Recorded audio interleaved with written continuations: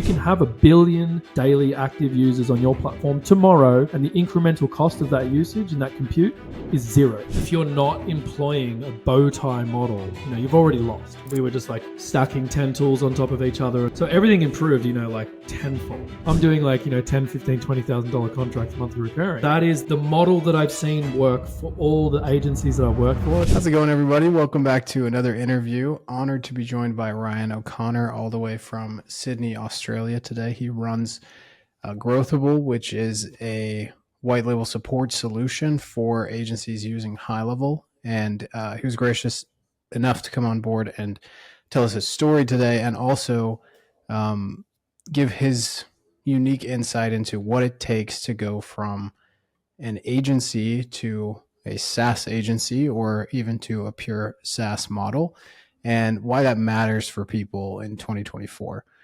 So I'm super excited to get your take on that, Ryan. Thanks for coming on. Thanks for having me, Keaton. Nice to see you again. Before we get into today's episode, I'm super excited to share with you a little bit about one of our sponsors on the podcast today, Riverside. If you are a content creator or a podcaster and you're tired of your recordings with guests who sound like they're speaking with you through a tin can, then Riverside is for you. We've all been there. You're ready to do the interview. You've got your questions ready. Your guest is all set to go, and then your internet connection is unstable. Message ruins the entire recording. With Riverside, you can get rid of those internet issues and choppy audio and have clean sounding recordings effortlessly. You see, the interesting thing about Riverside is that they record each part of the episode locally on that person's device, and then they upload it to the cloud, so you make sure not to miss anything, even if it's the other person's fault. And by the way, this episode was actually recorded on Riverside, so you can see the quality firsthand. But that's not all. Riverside's amazingly user-friendly interface is super easy to use, which allows you to spend less time troubleshooting technical difficulties and editing your podcast, and instead spend more time speaking with amazing guests and getting recognized for your valuable content. It can be used for podcasts, video interviews, video marketing, panel discussions, talking head presentations, and live broadcasting. And not only does it just record all of those things, it has a ton of other built-in features that make it a no-brainer for podcasting and video. Things like AI transcriptions, editing a video by removing text, AI clips, captions, and an awesome short-form video editor built right in. And they even recently came out with a feature that auto edits the long silences out of your podcast to the perfect length. It really is your all-in-one online video and podcast studio. And if you need more convincing, Gary Vee, Guy Raz, and Ali Abdaal all use Riverside for their content and podcasts. But the very best part is that I've teamed up with them to get you guys 50% off any plan. And to get that discount, all you have to do is click the link below and enter the code IT'sKeaton at checkout. Thanks so much, Riverside, for sponsoring this episode. And with that said, let's get started. So tell me, where did this all start for you? Like, how did you find high level? What were you doing before high level? Yeah. It's probably a pretty garden variety story. Maybe not, but essentially I'm a lifetime software guy, being in technology companies since I was in the workforce.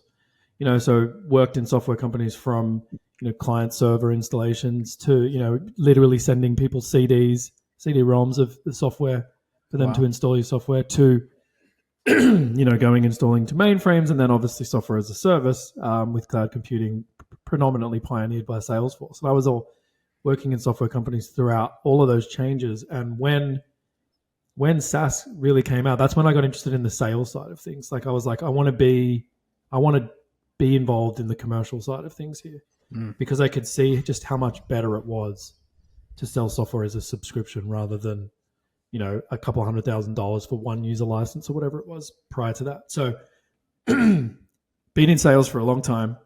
Sales then, when you get into more senior roles in sales, you tend to have to kind of tie in marketing with what you're doing with your go-to-market. So in a couple of roles, it was more doing both of those things. So I built sales development teams, outbound, kind of call centers, inside sales teams, closing rep teams and marketing teams. And oftentimes like kind of all of those teams in the same organizations, in the same companies. So when I started to work for small companies, you got remit over all of those things. And I used to do a transport and logistics software company, and I exited that. And then I wanted to go and do more growth again. And rather than finding a startup or doing a new startup, I went and kind of sold myself as a gun to hire as a fractional kind of CMO, somewhere in the middle there. And essentially what I was doing was I was selling sales development as a service, right? That's what we used to call it, right? So we would do outbound prospecting, appointment setting, and qualification to hand off to a closing rep, and do kind of like the sort of the value proposition was like we would do that 4 times more effective than one person could, because we were augmenting with technology, right? Rather than just deploying a human kind of sales force there. And to do that, we were using tools like Lemlist and this and that, you know, like all of the usual suspects with regards to doing outbound. And we had a mandate from most of our clients, which is like, you know, what's actually going on in these conversations? You know, are we using the data in these conversations to kind of inform our sales teams on like what's happening at the top of the funnel? Are we using that data to then inform our marketing team on what an audience segment could potentially look like, and they can use that data to go and advertise? So it became very clear that sales development was a key part of go-to-market in any go-to-market team in growth. And it wasn't defined, like no one had defined like sales development as a function. And it's still not really defined as a function. I mean, I know that they have functions, but you know, you look at Rippling, $11 billion valuation or whatever, the sales development leader there thinks that there's 3 pillars in their company. It's like you've got sales, marketing, and sales development. It's sort of, it's not marketing, it's not sales, but it's in between. So I was very much of that attitude, and I still am. And these were all software companies you were doing sales all B2B, for? All B2B software. Yeah. So my kind of main, the niche, if you want to call it that, it was, you know, high performing, high growing, you know, software companies who are like, you know, they're going hard, right? Like they're selling daily, like they're doing, you know, qualification, appointment setting, and sales demos like every single day. And, you know, across multiple geographies where you've got different rules of engagement on who can work which leads and how those leads should be assigned and all that sort of stuff. And even just using the language, you know that I'm going to talk about the discovery of high level, and it made a huge difference, right? And so it initially was like an analytics and reporting requirement that led us to go off to market and try and figure out like, how do we figure this out, right? Like we were just like stacking 10 tools on top of each other and then like extrapolating out the data and trying to use like a data warehouse tool to try and pull all that together. And I remember still like getting the email from my business partner at the time going like, you know, we should have a look at this. And as soon as I saw it, I was like, okay, like you can white label it, like, so we can just roll it out. Like it's our own kind of thing. And it immediately just kind of blew my mind. I was like, you know, the economics made so much sense, but the actual utility made even more sense, right? So I was in from that moment on and like never looked back, right? Was that like 2019, 2020? That would have been like 2020, yeah, 2020, 2021, somewhere around there. And yeah, I mean, like just, you know, started to consolidate everything that we were doing inside of high level, provisioning sub accounts when new clients would come on board, starting to utilize the snapshot functionality to kind of, you know, eradicate, you know, replication across all the things that were considered replication, reducing like the human error as part of doing that. So everything improved, you know, like tenfold, you know, like by introducing it. You obviously had to kind of do the transformation to get your stack predominantly kind of being, well, almost exclusively high level. And yeah, I mean, it just opened my eyes to like, hang on a sec. Like, I feel like I did a few interviews in the early days with like a couple of people in the high level ecosystem, and they were blown away that I was using it for B2B, fractional B2B stuff, right? Yeah. They were like, they were like, yeah, they're like, you use it for this? Like, and I'm like, yeah. And they're like, oh, we sell it to barbers and hairdressers and stuff, right? And I was like, no, like I would never do that, right? And then I did end up going and doing that through my agency funnel. But I was like, no, like why would I want to sell to a hairdresser or a barber? Like I don't care about that. Like that's small fry, right? Like I'm doing like, you know, $10,000, $15,000, $20,000 contracts monthly recurring, you know, so that's what I was about, you know, and the process of selling something that would take kind of 3 to 9 months, like a couple of quarters to land the deal was what I was used to, right? And it forced me to reconsider what the opportunity was with high level, right? And I still think there's a huge opportunity using high level in that way. I just didn't want to do it anymore, right? So I wanted to be more like, let's build a funnel and let's be more product led, and let's give people more of a product that they can consume and use, rather than here's a product but it is a service layer, right? So and that's the pivot that I ended up making.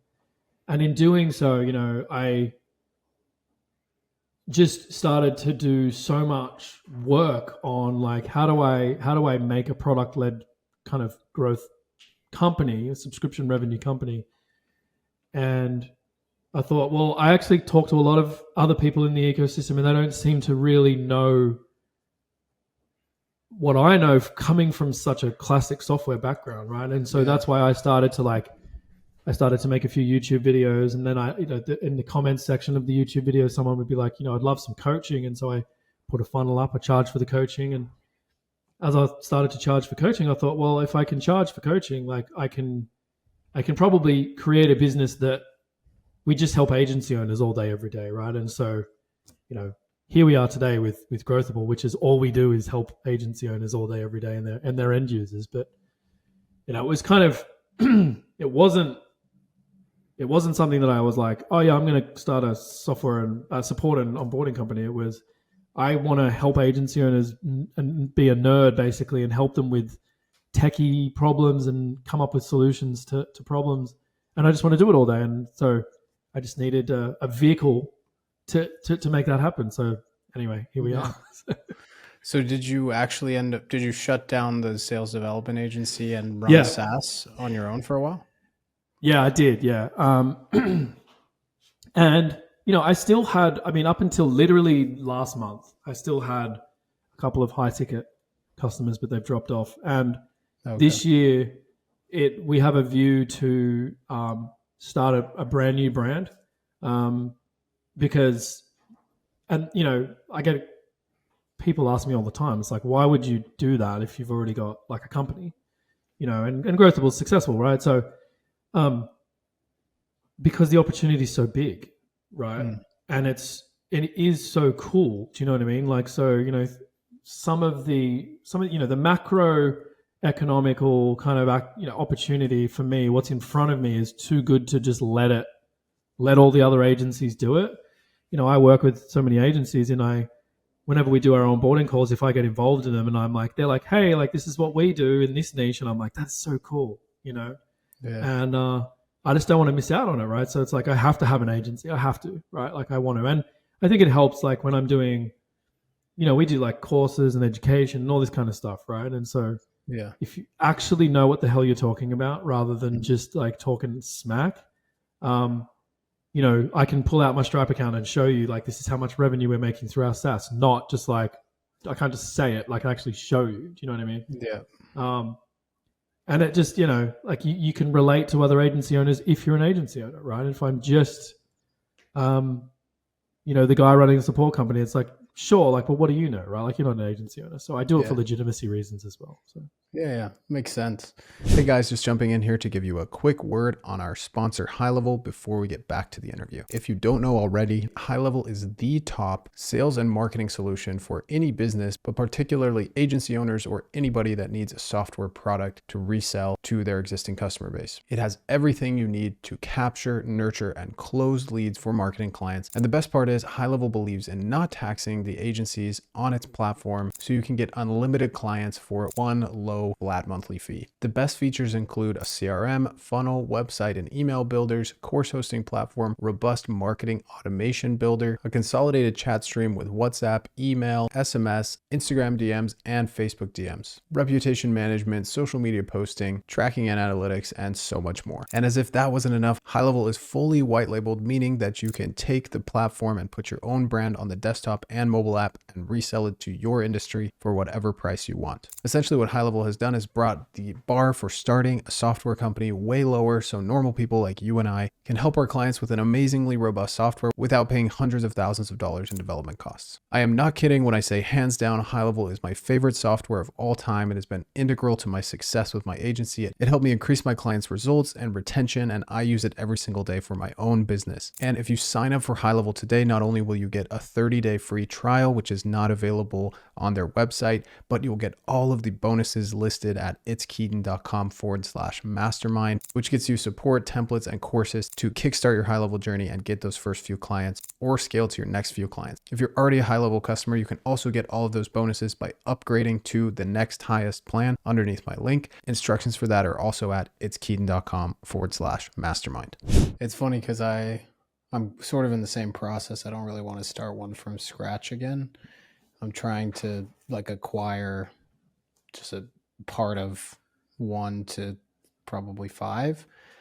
And it's amazing how much having your hands in so many businesses gives you perspective that the one business doesn't. And so like, there's a lot of haters that are like, what do you know? But it's also like, I know a lot. Like first of all, we both built agencies and have spent years in the workforce. You're going to learn a lot of stuff there anyway. But then when you're seeing, like you literally are seeing hundreds of agencies succeed or fail, you're seeing what they're doing. And you have a little bit of distance from the emotional decision-making of being the agency owner. There's a lot of good stuff that comes from that. And that's why I think consultants are necessary. Yeah. So you're charging the like 15, 20K a month for the sales development, but did you just cut back and go low ticket SaaS or we did a mix. Yeah. We did a mix, but we had, we had the 15, 20, but then we had like the bigger contracts as well. I mean, we had, there's a photo on my Facebook profile somewhere from about 2 years ago where I got the contract was $68,000, and it was cool. It was like, $68,000 was deposited into my bank account, and it was like, it was 2 workflows that I gave the company. Like, it was 1 sub account, 2 workflows, and that was enough to be valued at like $100,000. $68,000 was the down payment, and then there was another payment later on that, after proof of concept. Wow. Yeah, and like, it was 1 workflow. So I was like, wow, like this is, the high ticket stuff, but it took like 2.5 years to close that deal. But like, it's not like you're working on it every day. But so we made sort of like, let the other sort of the agency just kind of like died. Because it wasn't, like predominantly product. It was, we would like, you would have a lot of, like, we would actually be working with a lot of companies that were using a CRM, right? So they'd have HubSpot, they'd have Salesforce. Yeah. And what we were saying was like, that's fine. Like, we don't want to be in that, right? We don't want to be in the CRM because customer relationship management is about, nurturing the relationships of customers, right? That's the definition. And we're talking about people that aren't customers, right?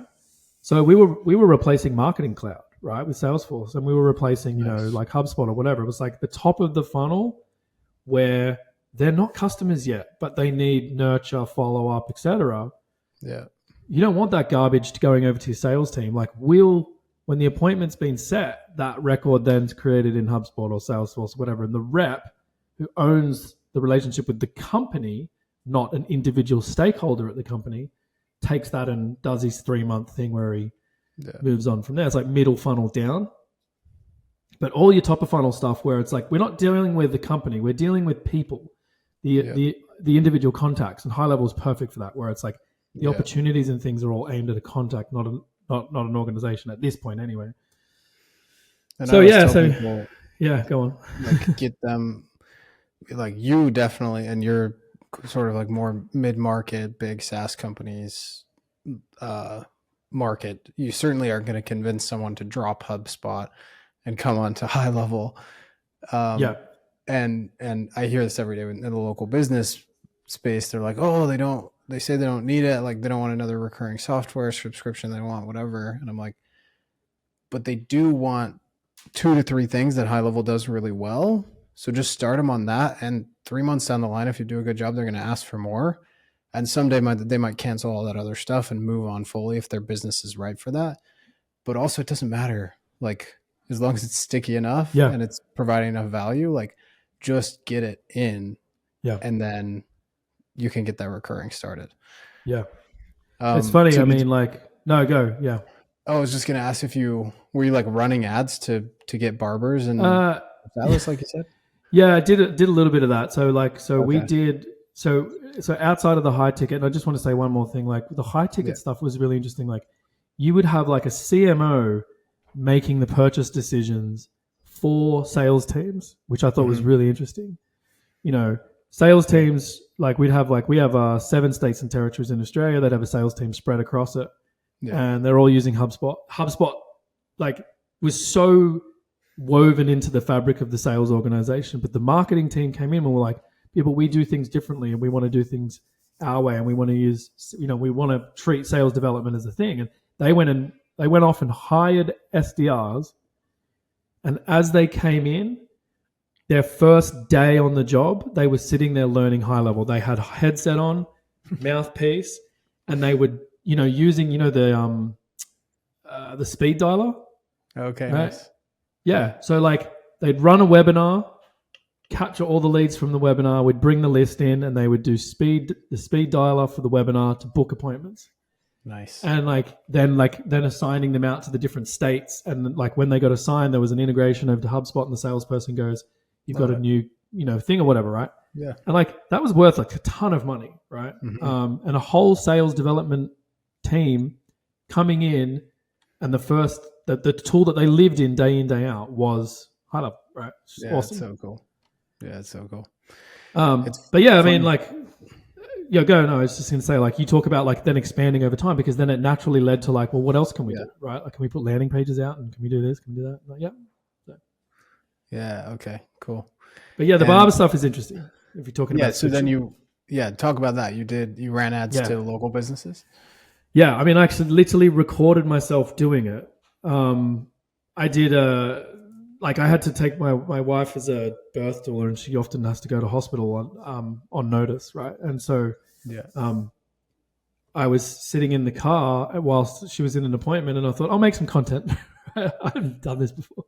I'm like, today's the day where I'm going to go into like micro niche, right? So just thought, what can I do? I think I'll do locksmiths. I can't remember if it was locksmiths or not, right? And in the back of the car, I just like I put all the seats down in the back of the car and got my laptop out and like did an ad, right?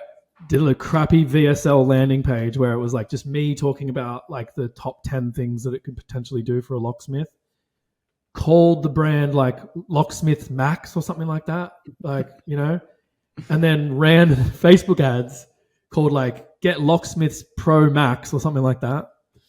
Because like who cares what it's called, right? Like, and then I did 3 hours of content. Did the first hour where I literally, you could watch it on like speed 2.5 where I built the VSL, built the ad. And then on the third hour of that piece of content, I was doing the demo to a locksmith, signing them up and, doing that. That's true. So I love that about like how easy it is to just go, you know what, like if you're running an agency, it's like run experiments, right? Like, and don't worry, like if you're called Keaton Walker Incorporated, who cares if you then run ads to Locksmith Pro Max? Do you know what I mean?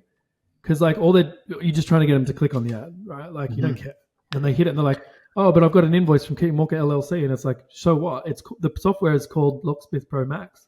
Yeah, right? So, love it. Yeah, it's so cool. It's just interesting you're in this software world because I have where I grew up in Utah. There Podium's there, Weave is based there, and it's literally like you graduate college and you go on one of these sales floor. Like I swear it's like 80% of people that go to the sales floor and you just bang the phones all day and like. So I'm always talking to my friends who are like, yeah, they're flattening like now the SDRs have to do calls as well, and then, they switched it back, and the leads are crap, or I have to do all this stuff. And I want to talk, like, most people I talk to, I'm like, why don't you just sell high level? Like, you own the subscription. It's not that hard. Yeah. And that whole coming from that background, I think I think the confidence you have comes out going, because you're like, how big the market is, what businesses need. You've come from there. And so anyone listening with that background, like, take a note from Ryan's book. Like, this is not as it's easier actually, because you don't have managers breathing down your neck, and you don't have to try to sell something you don't actually understand. Like, you'll understand the software, and once you get past that learning curve, it's going to be easier. Yeah. I almost put it like I'm not like a formula guy or a blueprint guy or whatever. I'm just not. I'm not that guy. And if I see ads, and I apologize if you've ever said this in any of your content, but I'm not that guy, right? And but there's something to be said, like, for I came out of building growth teams inside software companies, and so a big part of that is building the sales development team, and so there's subject matter and domain expertise that exists within me, right? And, when you come across a really cool tool that lets you do that in a way that's super, like, it's faster, better, more cost effective, etc. Of course you're excited, but then it opens up, gives you the ability to convey what you think should happen in that function in an organization in a really cool way. Like, it was your own idea. I remember, like, doing demos to sales leaders, right? And they were falling off their chair on how cool it was, right? And it's just high level, right? I would just go into, I would do a demo. I'd be like, all right, so you literally do, like, this is back, like when we used to do in-person demos, right? Where you go into the boardroom, and there'd be, like, the boardroom table would be, you'd have, like, the 10 stakeholders who you were pitching the demonstration to, right? And you'd be like, okay, before I came, right, I got Keaton, your number. It's in the system. I got John, your number, and I got Lisa, I got your number in here as well, okay? So here's what we're going to do. And you put up on the screen the opportunities board, right? And you're like, cool, all three of you are currently sitting in not yet contacted. It's up on the board, right? And so what I'm going to do is I'm going to press this button, and they all get text messages on their phone. Right? And I go, so Lisa, you're going to reply with yes. John, you're going to reply with no. And Keaton, you're going to say, maybe, maybe not, right? And then in real time, the cards move on the screen. This guy's gone to the no pipeline stage. This guy goes to the yes pipeline stage. And then you're like, and Keaton, I said to be ambiguous, right? We've got a stage for ambiguous, and you went to the ambiguous stage, right? And you're like, and then, cool, watch me. I'm not going to touch anything. And you literally put your hands up like this. And you get the message back, and you're like, did I write back to you? Yes, I did. See, I wrote back, right? Because what I did is I just pre-configured some conversational AI to take your intent, work out if it was positive or negative, and then have a response ready for that. Cool. I still haven't touched the keyboard. What else has happened? Cards have moved across. And we've got to 4/5 of the stage through the pipeline, and I've not touched it since I walked into this boardroom. Do you know what I mean? And so you're literally doing that in front of them, right? And it's like, this is real time, guys. This is real time. And then their heads are just like, what else could we do with this? Right? So you're just doing that, but, like, it's they can feel it, right? They can feel the impact of the demo, right? And, like, that's just the opportunities bit, right? And then they're like, okay, so then what do I do? And I'm like, cool. So these guys all said yes. So your sales development team is going to call them. So we go to the, what do you call it? Quick actions, I think it used to be called in the dashboard. And you go to the speed dialer, right? And I go, now, press play. And you press play, and it launches the first call. It starts dialing the number, right? And then you're like, so then I'm just going to pause here for a second. And you're like, all right, this is, Ryan from such and such. Would you like a meeting with our sales team? Blah, blah, blah, blah, blah. Yes, great.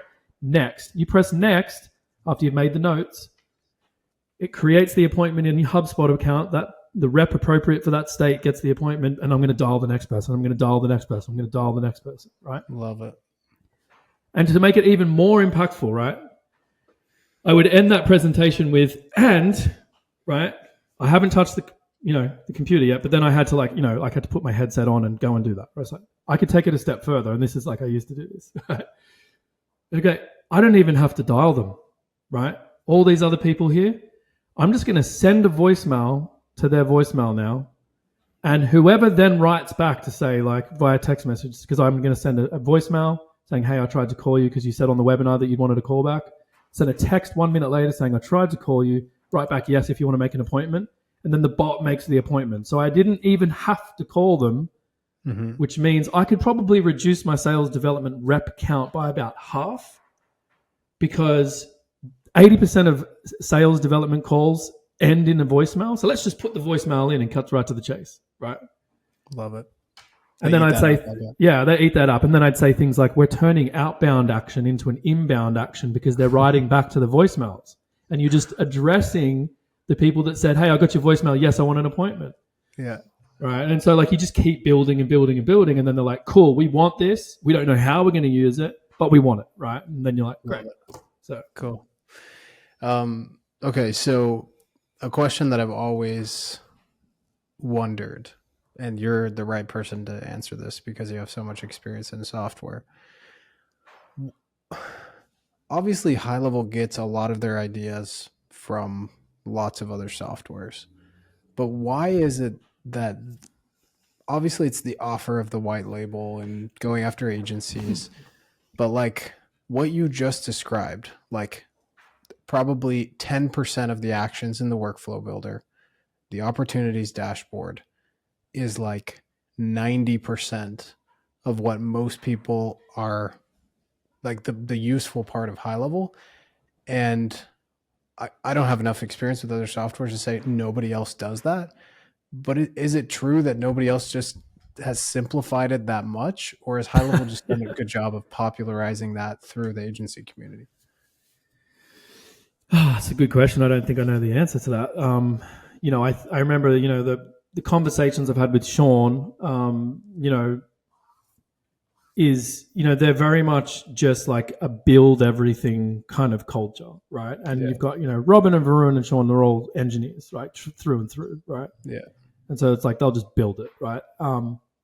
And I guess, definitely, I don't know if it's 90-10, but, let's call it the Pareto 80-20 that applies universally in all software, right? If it's, and so I remember saying to him, hey, I think it was Bill Gates. I read in an interview with him, he was basically saying that a true platform is when the economic output, right, of the ecosystem is an order of magnitude greater than the software company itself. Right. Mm-hmm. That's when it's a platform. So if you look at Microsoft, for instance, of course that's true, right? Hundreds of billions of GDP or whatever on companies that are in there reselling, integrating, all that sort of stuff, right? All of those people combined make way more money than Microsoft themselves. Yeah. And I said to Sean, did you know you were building a platform that is true in that sense when you started High Level or whatever? And he was like, not really, but it's great that it's doing it. So what I like about the fact that they almost feel like they're very kind of upfront and honest with they're we don't know the answer to how you piece everything together and how that converts into a solution that people are willing to pay money for, but we're just going to keep building all the features and it's up to you to figure out how to make the story kind of compelling, right? And I love that because I don't want to be told this is how it should be done. When it's a vendor building a solution, a point solution, it has to be pretty specific, I think, right? Whereas I don't know, I haven't used Podium or whatever, but they're this is the way we want everyone on the planet to do it, right? Yeah. And the opportunity for when you build it, not for the end user, but for the integrator or for the agency owner, whatever you want to call high-level agencies, is that the best, the best solutions, like Sean Clark and Robin, they never thought of that use case, right? They just had enough features that you could string them together without having to use Zapier or whatever, to make those kind of solutions work. So, I don't know. It's interesting because I found High Level early enough that I I've seen it grow up, and Yeah. I can see why a new non-technical person that joins is just like, what is going on? It's too complicated. Like I get messages from affiliates that cancel. Too complicated. Yeah. I just need Calendly. Like, and there's Yeah. something to be said for that. Like you sign up for Yeah. Calendly, all the email reminders are automatic. They look good. They look clean. Like, and you had to do it in 3 clicks. That's great. But on the high level side, um, seeing what they started with, I think I was talking to, I want to say it was Matt DeSeno, who was saying because he was so early, they were like, hey, for $5,000 a month or whatever it was, we'll build Yeah. whatever you want first. Yeah. And that's probably how it happened. Now that I'm saying that, like those first 100 agencies that signed up, and a percentage of those paid the 5K, and they were like, we want this and we want this and we want this. Yeah. And it's funny, I have to tell you this story because you'll find it hilarious. So my agency was in the orthodontic niche before I sold it. And Oh yeah.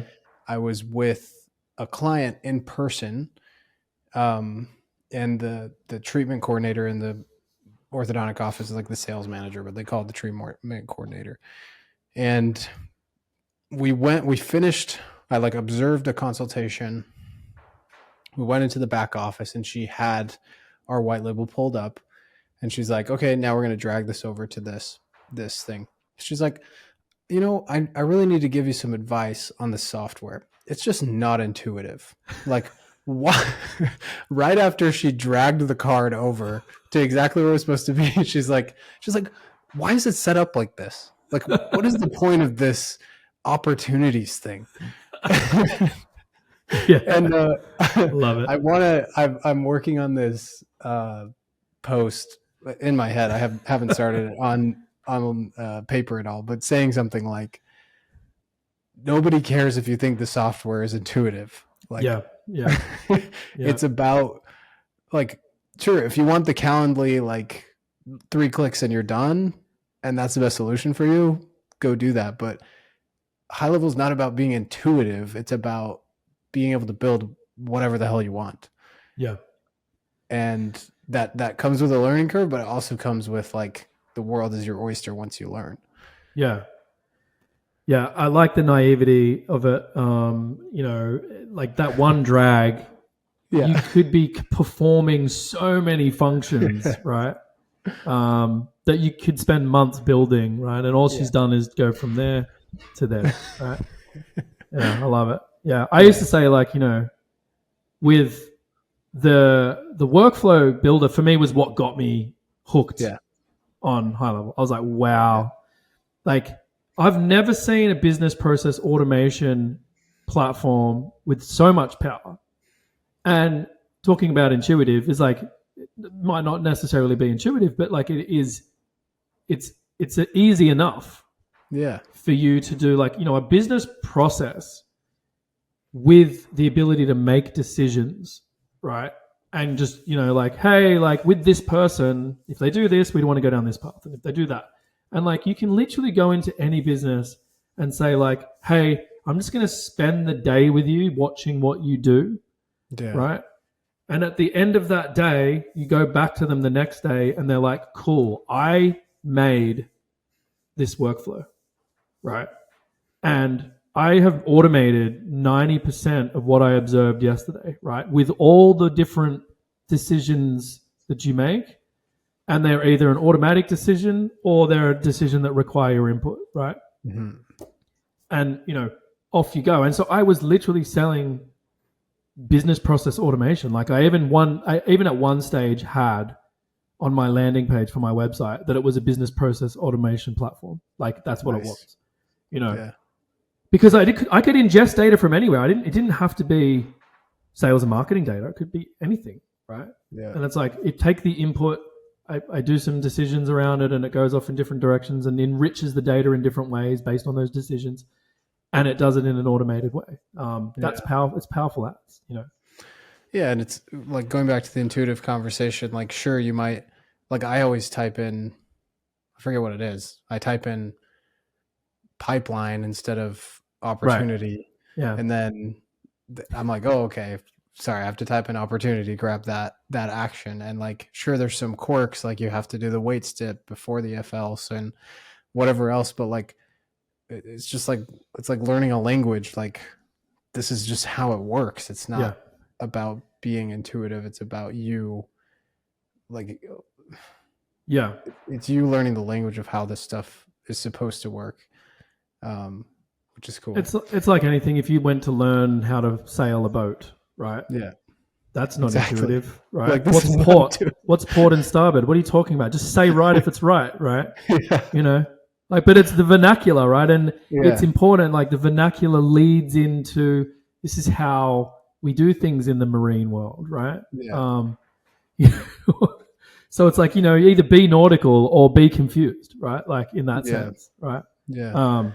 So And I think it's like a middle ground for, I don't know how much code you do, but like for us that are nerds, but yeah, we're not like purely sales guys that just don't even, like every time I talk to Paulson Thomas is like, I don't even, what's the workflow builder? I don't even know what's in there. Like I guarantee you he doesn't know 90% of the software. yeah, yeah, And then there's the dev guys who I'm talking to. I'm like a literally different language. I feel like the workflow builder is this really happy medium where somebody that's a little bit more technical is given the skills to automate so much and build.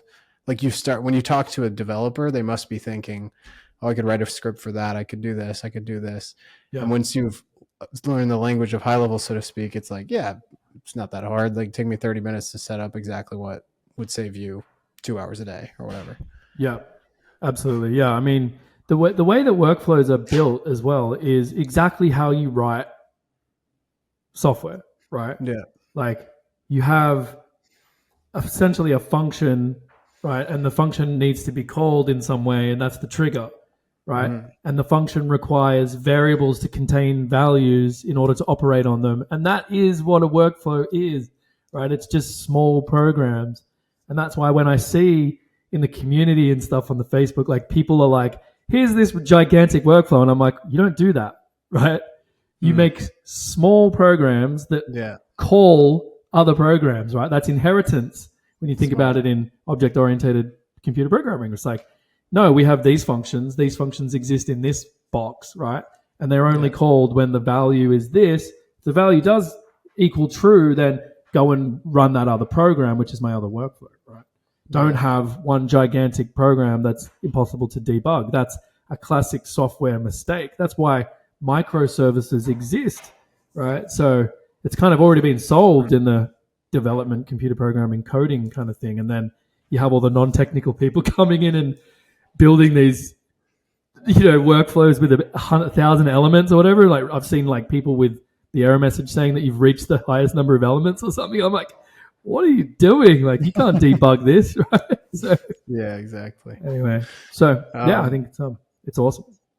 So what I appreciate you indulging me on that tangent because that was fun. But Yeah, what I think would be fun to do is, kind of go through a few scenarios of somebody and how they could increase their profitability and their retention, like stickiness through SaaS, yeah, but they're in like different scenarios. So yeah, the first one I'll throw at you is, let's say I'm fairly established agency, 30 to 50 clients, charging like 2K a month. And I have I'm somewhat integrated with high level. It's managing a couple of things, but I want to be stickier and I want to work less. yeah. What should I do? Yeah, wow. You're just talking about all my customers. Yeah. I mean, obviously, I am. I have a customer success company, right? So, but I don't want to talk about that too much. So I'm not here to just like plug away. But customer success is, when I look at the agencies in that space, right? Like if you're not employing a bow tie model in your customer life cycle, then you've already lost, right? You need the bow tie model, which is, half of half of the battle, right, is the acquisition of a new client, but then it's actually everything that happens after you've actually signed them up, right? And so, land expansion and renewal is critical and so important, if not more important, than the acquisition of net new clients. And so focusing on those areas, in easy ways, right? And so one of the things I recommend people do is like, what are you doing to take advantage of the economic opportunity that High Level affords you? What do I mean by that? You can have an infinite number of daily active users on your platform for $297. Right. Now, if you went to, a startup accelerator, right, and said that to anyone in they're in an incubation period or whatever, they'd be like, oh, I'm going to go and build that. Because, they've thought about the limitations on their AWS costs or whatever, or their GCP costs.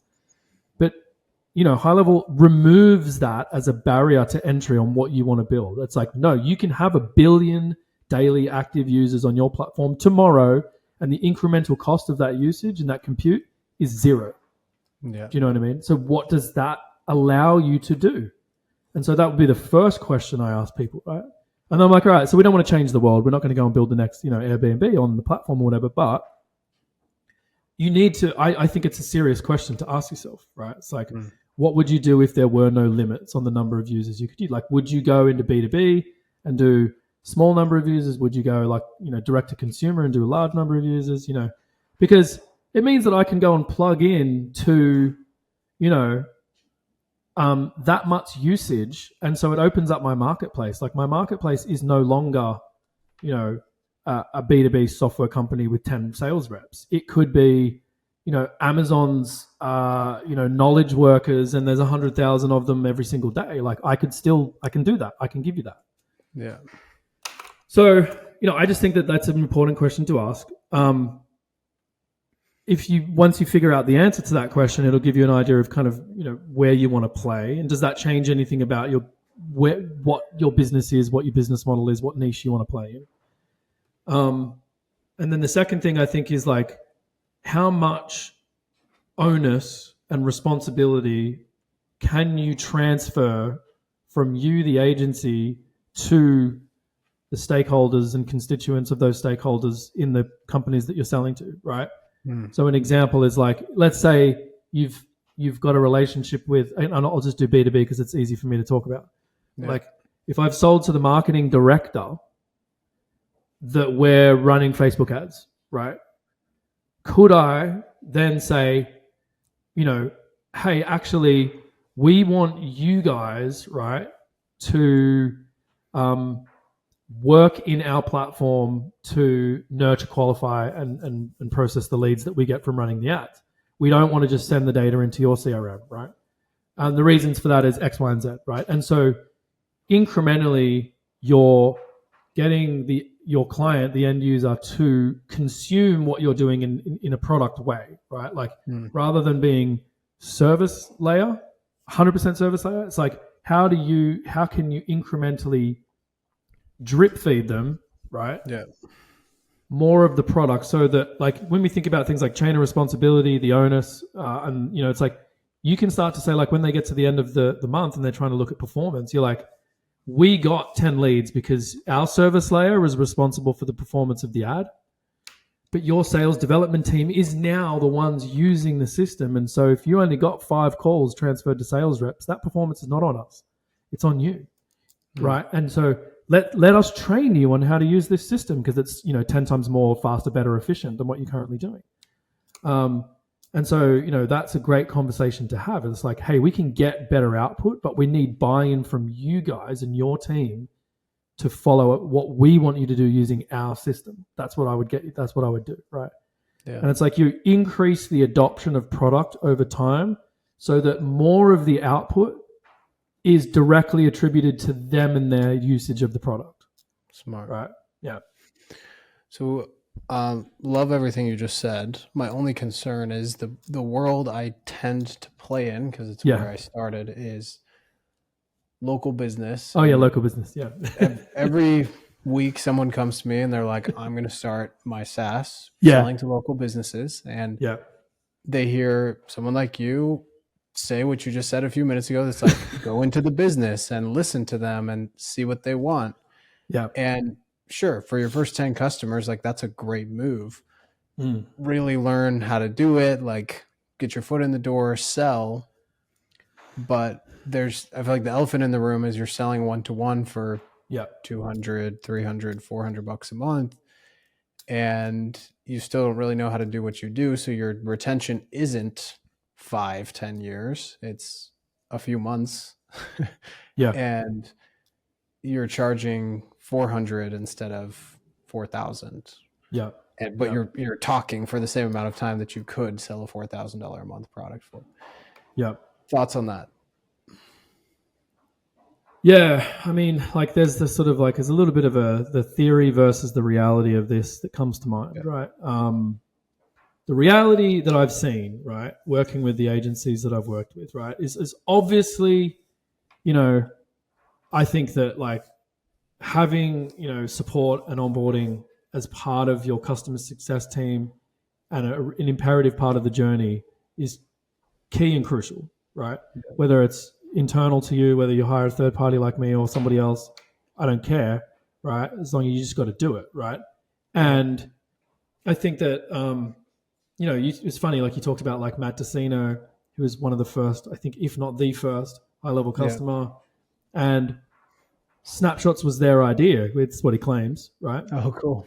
Yeah. And so like, it was he was like, I think they paid him like Sean, like $10,000 and was like, make Snapshots a thing. And they did. Right. And so, Snapshots, there's a stigma, I think, that gets carried with it, and it's a double-edged sword, right? Because you can go and spend a bunch of money on garbage snapshots, which won't do anything for you, but you as the agency owner think it's going to, right? Yeah. But if you have subject matter expertise and you have worked with business owners in small business that share that they have similarities, right? Like to be a subject matter expert, there's got to be similarities across the different, between John who owns that barber and, Lucy who owns that hairdresser, right? They've both got a building. They both serve the local community, right? They both have prices. They both have appointments that run for different times, et cetera, et cetera. They both have the need to make bookings. So, like becoming a subject matter expert in a niche and then going, okay, how do I then essentially say to the business owner, I've seen this before and here's one I created earlier, and you pull it out of the oven and go like, and here it is. And so I've done 80% of it, right? Which would be the common things between you and all other hairdressers. Yeah. And I'm going to work with you to configure the remaining 20, right? Which is the nuances and the uniqueness of their business, right? But you're replicating, and this is how I think to answer your question, how you change the conversation to be one-to-one to one-to-many is the 80% you already have created, and hopefully you can fulfill that through a snapshot, right? Yeah. And it doesn't have to be through a snapshot. It could be human-based processes that implement the rest of it. I don't care, right? As long as it's the same thing replicated, right? It's just that high-level snapshots mean cost of distribution is zero, right? So again, take advantage of the economics that it affords you. And that's what I mean by snapshots, right? It's like, cost of distribution of 80% of what you've already done for a different hairdresser is zero when you use a snapshot. Yeah. And you're like literally like doing an hour webinar with this person and they're like, great. And you're like, cool, here's one I prepared earlier. Bang, let's do the other 20%. So when you do an appointment, you only treat people with blonde hair and not black hair. Okay, cool. I'm just going to change the language. Cool. Done.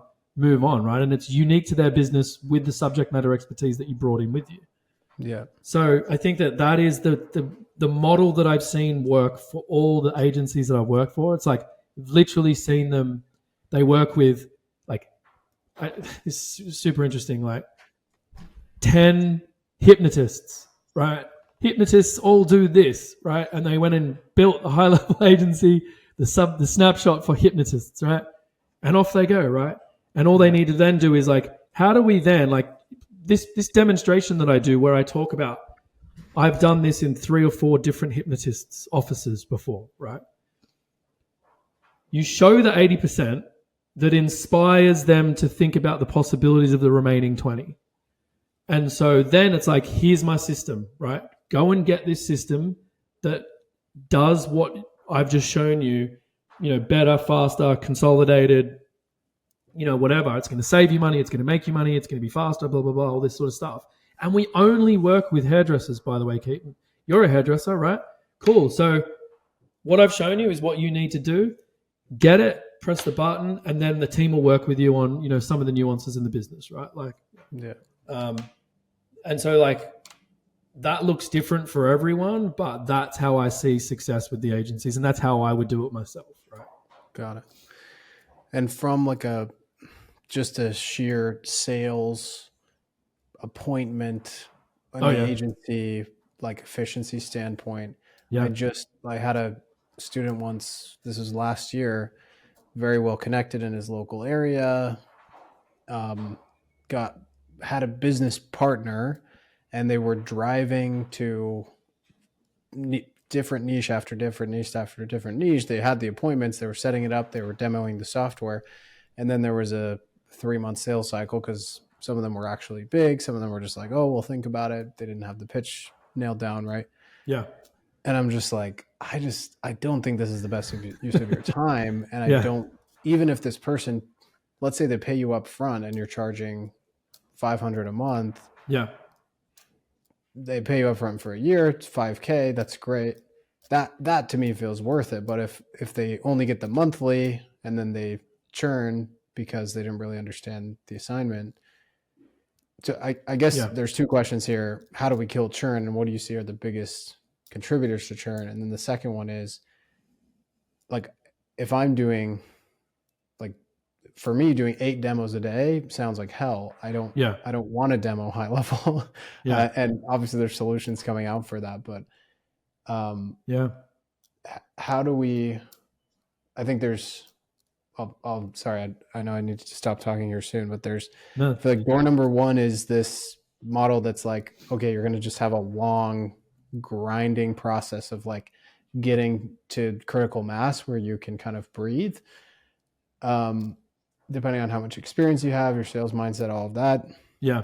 The other option is to do one-to-many through webinars, through demos on your website, other stuff like that, which requires a much higher skill level in marketing than most people have. And then I feel like door number 3 is that I didn't really consider until today, is selling something to bigger fish, where you're still doing the one-on-one, but instead of $5,000 for a year, it's $10,000 for a month, because what you've provided them has done that much. Am I missing something in those 3 options? Not really, but I mean, I think the only thing I would add, right, is because I think it's hard to give pure, I never sort of go to the tactical level and be like, you should, do this, right? It's more of a strategic thought, right? Is if you think about your unit economics should drive a lot of the decisions that you make around that, right? And picking an ideal customer profile / niche, right, is important from a marketing mix / unit economics point of view. What do I mean by that is, if you say that your niche is small businesses, not all small businesses are created equal, right? Yeah. So you have the same product for the same price for a different business, and you're like, no, they're not different. They're small businesses. I'm like, cool. So the ROI of the guy who's the barber versus the orthodontist is radically different, right? Yeah. You spend the same amount of money to acquire the client. You spend the same amount of money to deliver the service to that client, but the outcomes in their relative value to the customer is radically different, right? Yeah. So the orthodontist is getting a lifetime value person because they get a kid when they're 6 and their teeth are all effed up, and they keep them until they're a teenager. The LTV of a new client that you bring the orthodontist is so much more significant than the cafe that sold the cookie to someone. They buy the one cookie, they walk out, they never come back, right? Yeah. So why would you knowingly build, right, business that you don't know which one is driving the most value for you. Do you know what I mean? Like I could even, if I went into your agency and you had some barbers and you had some orthodontists and whatever, I'd be like, cool, you want to make more money?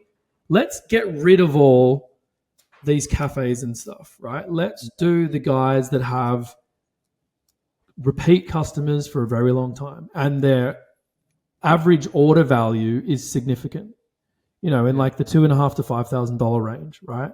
Where every new lead you bring them, like I'm just assuming that you're doing like lead gen, right? You don't have to be doing lead gen, right? Yeah. But even if you were just the CRM and they were buying their own ads and doing something else, right?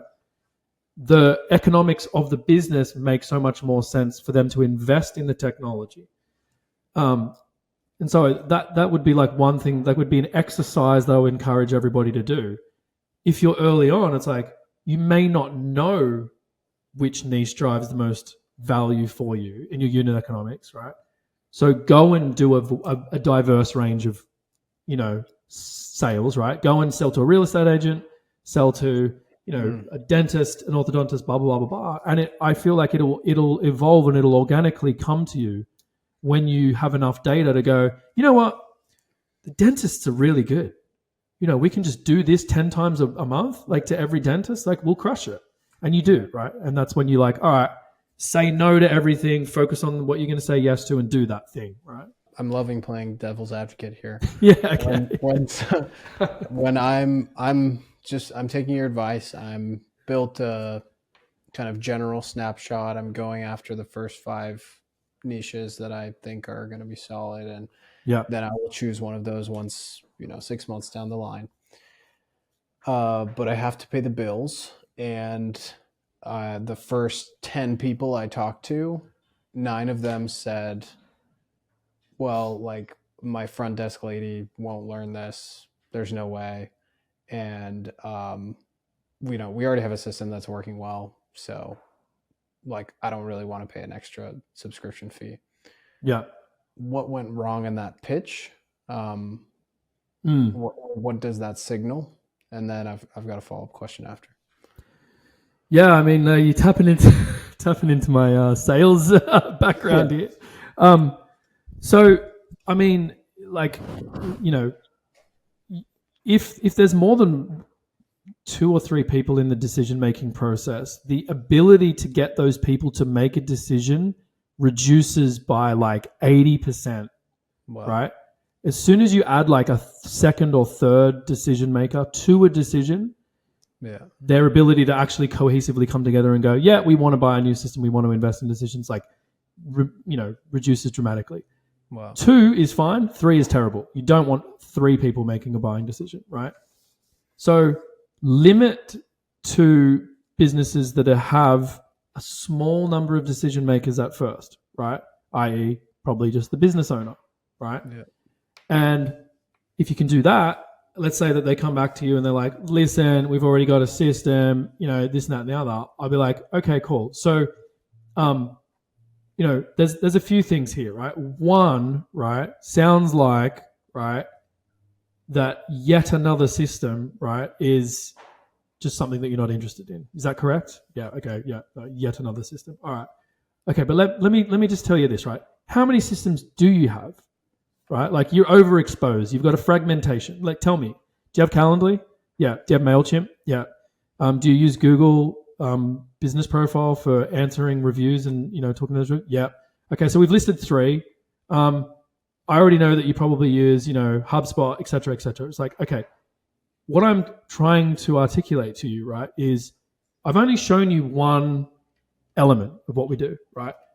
But, right, I could replace all those other systems. I could, right? I don't want to change it. I didn't speak about it because I didn't want to like try and change your world overnight, right? But yet another system, I could strip out $5,500 from your operating costs. Do you know what I mean? From all the other subscriptions that you do. Now, I know you want you to do that on day one, but I'm saying that has the potential, because I know that we replace all those systems, that if you just do this one element, right, then we can gradually replace all those other ones, right? Is that good enough of a financial motivator for you to do, like, let's not think about value add, let's think about cost out, right, as the motivation, right? Could we go down that angle, right? And you in that case, you're taking their mind, because in my experience, most people are thinking about their industry specific. Like for contractors, they're thinking about their, whatever it's called, contractor mate software that allows them to manage everything and track the invoices and whatever. Yeah. And they're like, I don't want to switch from that. But you're in the medical field, it's the EHR, it's the record software for the orthodontist or the dentist. And you're saying, keep that. Like, I'm not talking about that at all. Like, what are you doing to send email blasts? What are you doing to manage reputation? What are you doing to manage all your 10 social media inboxes? It's a completely different conversation that most people aren't, like, the prospect, depending on the way you pitched it, the prospect is comparing you to something that you shouldn't even be compared to in the first place. Correct. Yeah. I mean, I'd say that that's probably quite, and I've had experience with this myself. It's like, if you've got, in the small business owner space, you've usually got a business owner who gets big enough that they can, like, let's just say it's a man, and he's married to a woman, the wife, his wife, I'm trying to be politically correct. Like, they come in and they end up, doing the books, right? And they, this, that, and the other, right? Yeah. And like, so in the case of like a dentist or whatever, it's like, the person at the front desk for a small business is like, tied in emotionally, right, with what they do day to day, right? Yeah. And so it's hard weeds to navigate through when they're so emotionally tied to it. And they're like, no, we have a practice management system. It's like, cool. So I am not here to talk to you about practice management. I do not want to replace your CRM. This is not a CRM, right? We're not talking about maintaining the relationships with customers, which is the definition of a CRM, right? They are CRM elements to my platform because there needs to be, right? Because we're dealing with people. So every record in our system is a person, but they're not all customers. That's the distinction that I'm making to you, right? And if I just go and have a look, right, I can see that, one, you don't have live chat on your website for someone to make an inquiry. You have no idea on how many people hit your website and leave and never come back, right? Yeah. You have no idea on how to attribute phone calls from the ads we see on Google business profiles to your business and whether that investment is worthwhile or not. And that's just 3 things in the last 10 seconds that I've mentioned, right? And it's like, you have a fragmentation in your tech stack. I'm talking about consolidating that. And I'm going to come in and show you, like, this is where we begin and end. And this is where your practice management system begins and ends. And they can talk to each other really well. But again, it's like, they're like, I know, but I don't want yet another thing to do. And you're like, look, I can show you that, like, this will be as easy as dragging the contact card from in the chair, when they're in the chair, to when they left the office, you drag them out and go, they've walked out the door. Boom. Right? That's how easy it is. And like, say, seriously, Keaton, you're a dental receptionist, right? Do you think you could drag a card from that column to that column? Would that be a worthwhile investment, right? To learning how to do that? So it's kind of where I'd go with it. And then you just pull the intuitive card and you just throw your hands up and walk out. Okay. Amazing answer. I loved that. What about someone like me that's, I don't have your corporate background. I have been in the local business space my whole life, but I'm trying to learn how to go after bigger fish. Like I'm literally like, if this isn't going to be worth 10K a month to me, you can't motivate me to walk to my car, drive to the sales appointment and do the demo if the contract's not going to be that much. Yeah. How do the pitch is the same pretty much, but what's the secret to going after the bigger fish? Where do they live? To me, everybody's just like a corporate drone that would never respond to you. It's a world I understand nothing about, and I'm sure there's a few people listening that feel the same way. There's the I guess, like, this is like, well, it's like almost philosophical, right? What is it? The diffusion of innovation diagram, right? Where you've got the chasm.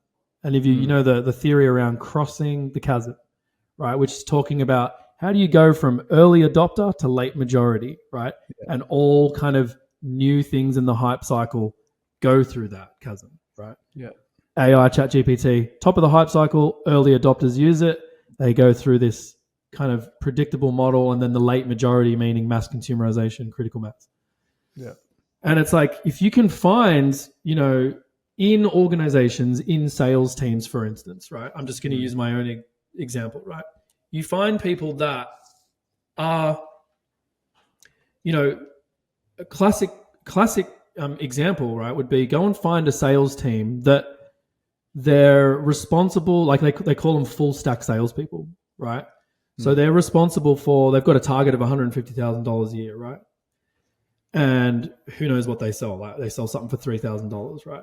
Yeah. So, and the owner of the company, the CEO or whatever, is like an old guy probably, right? And he's like, let's just hire full stack salespeople, and they're responsible for their own prospecting, right?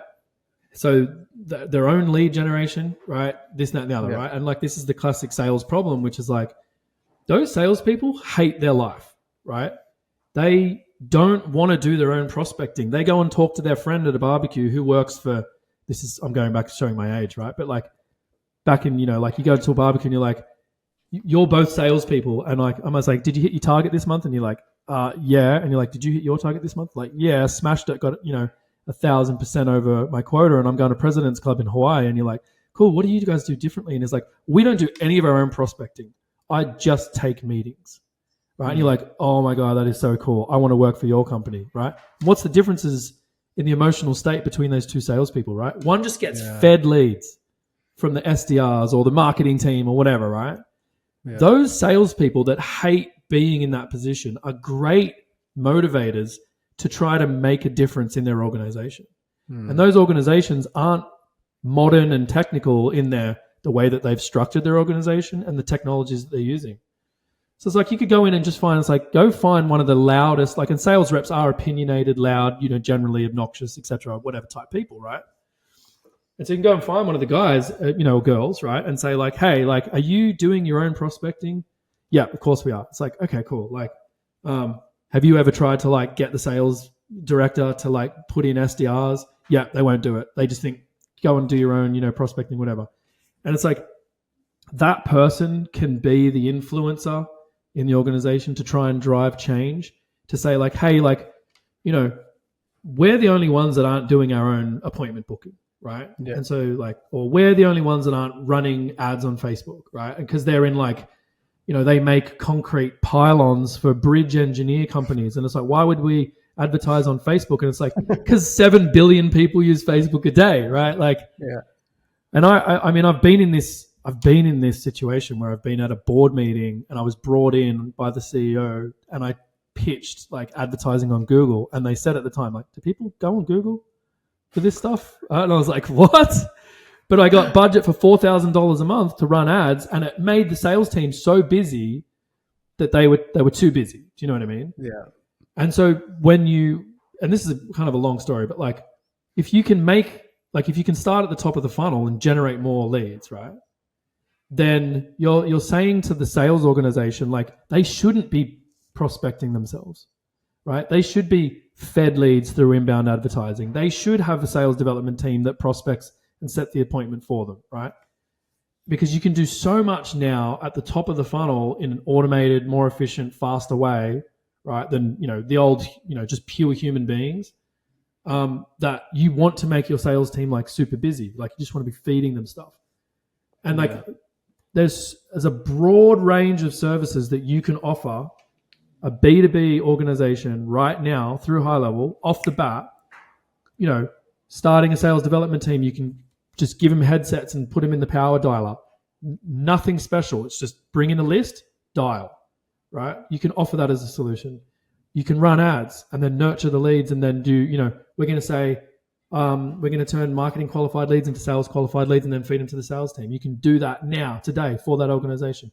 And you just need that one annoyed salesperson who doesn't like having to do his own prospecting and lead generation to make enough noise to bring something new in.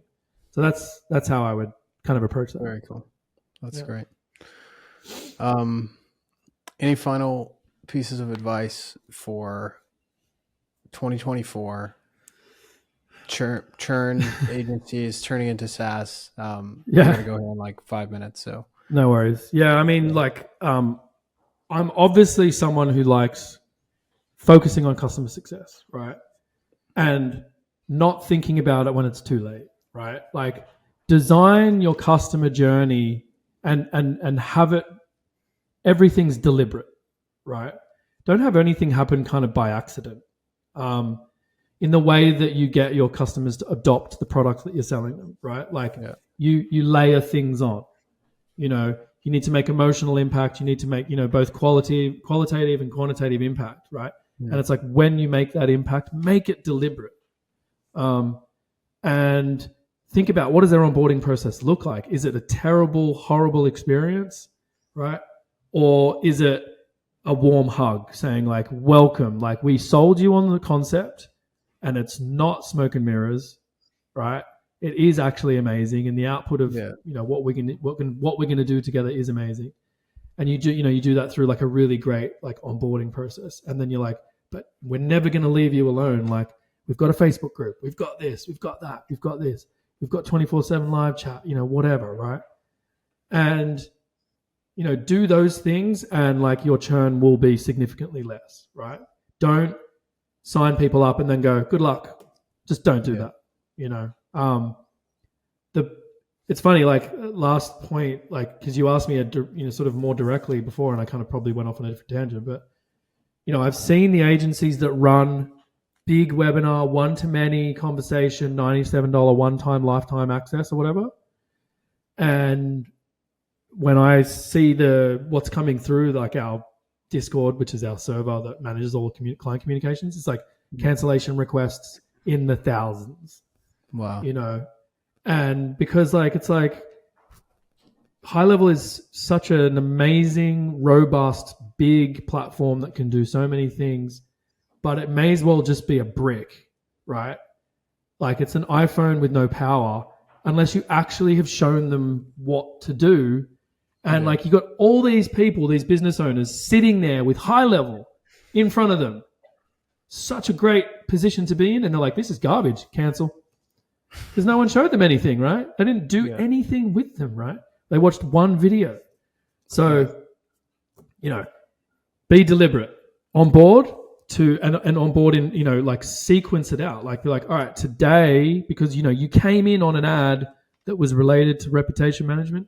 Today, we're going to make sure that that's connected and you're getting reviews. And then leave them alone for a week and then come back and go, cool. We've had all this stuff going for 7 days. Now we've got all these contacts. Now let's do some stuff with that and like go off in different directions. But, you incremental adoption, right? You don't change everything in a day. You're not running a 7-day training program. Like the product-led growth strategy of like, the more I use, the more I use, right? And like, so, use as much product-led growth theory and frameworks as you possibly can to drive that, and reduce churn. So one more thing, I know you said you didn't want to plug Growthable too much, so I'll plug it for you. The most unique thing about Growthable, that when I did a deep dive into the three major options for white label support with High Level, is that for $497 a month, or is it $397 a month, I can get onboarding as well as white label support with no extra fees. And it's obviously capped and you don't get like the first priority, but I actually get a white label support team to help me onboard. I believe, what is it, 4 a month? So 1 per week? That's on the $399. Yeah, $497 is an extra $100. It just goes unlimited. Yeah, unlimited. Wow. Yeah. So why did you make that decision? Because for context, Extendly they charge or something. Extendly charges per onboarding. Yeah. And HL Pro Tools, you have to pay $3,000 a month to get any onboardings. So that's their highest tier plan, and they do unlimited on that one. What made you crazy enough to do that? Yeah, I don't know. We should maybe go to therapy. Yeah, that's right. Yeah. It was a hard thing to make possible. That's for sure. But now I've made it possible.